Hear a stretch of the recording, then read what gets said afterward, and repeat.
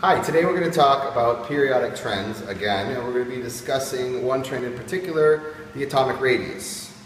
So what I want you to do is get out your periodic table, table S. The atomic radius is, so if I have an atom here with the orbitals, and I have another atom here over the orbitals, it's really half of the distance between my fists. But really, for our purposes, a radius is from the center to the outer orbital, okay? So from the nucleus to the valence electron, all right? Now when we look at our periodic table, we have two major factors that affect the radius. One factor that affects the radius is the number of valence electrons. And that affects the radius as we go across a period. Now another factor that affects the atomic radius is the number of orbitals, or the number of shells, or the number of quantum levels. It all means the same thing. But the number of orbitals is affecting the radius as you go up and down in a group. So again, valence electrons affect the radius this way, and orbitals affect the radius this way.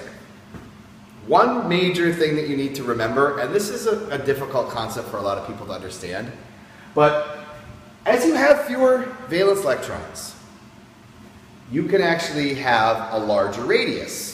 Here's what you can think about. I have a shopping bag. Okay? In fact, let me get out my shopping bag. I have one shopping bag right here. I can hold that shopping bag way far out. But as I add another shopping bag, it's a little bit harder to hold things out. And yeah, you can make the statement that you might be really strong, whatnot. But as you add more and more bags, I don't care how strong you are, but as you increase the number of bags, the radius, or the distance you're going to hold it from your body, is actually going to decrease. So if I had 20 bags here, these bags are going to be really close to my body, and it's going to be very difficult to hold them. So another example would be like walking a dog. If you're a dog walker and you have one dog to walk, that dog can go on a really long leash. But if you had about between 5 and 10 dogs to walk, those dogs are going to be on much shorter leashes, so the chains didn't get all wound up. So if that helps you to think about it, you can think about it in that way. But what's really happening, as you go from the left to the right, and we're going to look at the second period for lithium. As you have one valence electron, that valence electron is just going free wherever it wants to go. But as you increase the number of valence electrons, these electrons have what is called a shielding effect. So it causes them to go closer and closer to the nucleus. So as you start over here, lithium has the largest atomic radius, and you can verify that by looking at table S. Its atomic radius is 130 picometers. Now as you go to the far right, to neon, the atomic radius is dropping down to 62 picometers. So the general trend is from left as you go to the right, the atomic radius decreases. And this is because an increase in valence electrons. Again, as you increase the number of valence electrons, you decrease the atomic radius. Chemistry, it's always backwards. Now, if you don't really remember, what I recommend you do, if it's asking you for the general trend as you increase an atomic number in period 4, for example, you could look up the atomic radius of potassium, which is 200. And then you can look up the atomic radius for krypton, which is 116. 200, 116. As you increase an atomic number, you're decreasing in atomic radius. And again, this is because you're increasing the number of valence electrons. Now, the next thing, this is a little bit easier, but as you go up and down a group, the reason that the atomic radius is increasing is because you are adding extra orbitals. As I go down this group, the number of orbitals is increasing.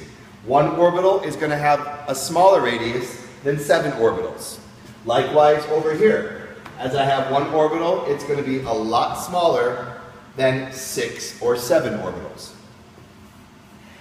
These atomic radius is really going to determine how strongly an atom wants to hold on to its electrons. So remember these atoms over here, they have a full valence shell. With the full valence shell, think of somebody holding a purse. The stronger you're holding a purse, the harder it is to get rid of those electrons. If you're holding a purse way out here, like for example one of our group 1 elements, if you're holding your purse way out here, it's a lot easier to get your bag stolen. In fact, you're going to pay attention to the next video. It's a little bit a humorous take on some of these concepts. As far as your definitions for electronegativity and ionization energy, electronegativity is how strongly an atom holds onto an electron. Again, how strongly an atom holds onto an electron in a bond. Now, ionization energy refers to the amount of energy required to remove that electron.